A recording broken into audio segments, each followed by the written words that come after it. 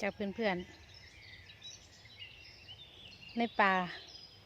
ที่เขียวสะอุ่มก็เต็มไปด้วยดอกไม้งามๆจ้ะน้ำอดทายบ่ได้จ้ะ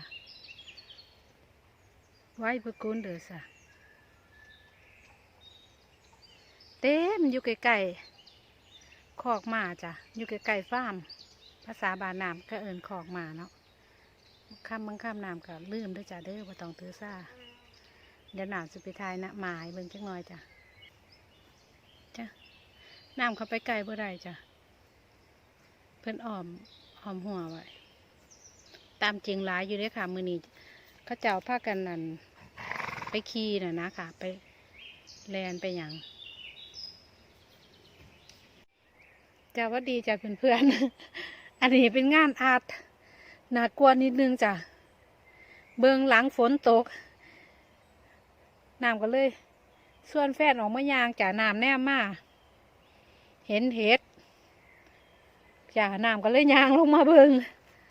แต่ว่าน้ำบ่ฮู้ว่าเพิ่นคือเห็ดอีหยังเนาะจ้ะเนาะแต่ว่าเพื่อนๆจ้ะ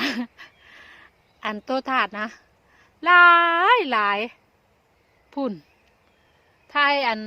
ให้เบิ่งซื่อๆค่ะน้ำบ่ได้อันเก็บหรอกค่ะเฮ็ดแต่ว่ามึงที่ราคาดินฟ้าอากาศประเทศเยอรมัน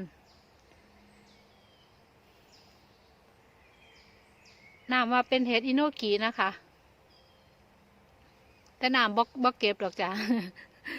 มันมีอันนี้หลายโพดมันมีเพื่อนร่วมโลกเยอะเกินไป แต่น้ำทายเบิ่งค่ะเฮ้ยเบิ่งน้ำยางมาเบิ่งฟังนี่เนี่ยพุ่นจ้ะ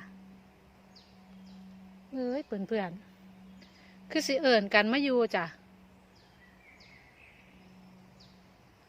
คือสิเอิญกันมาอยู่อีหลีจ้ะพุ่นปลา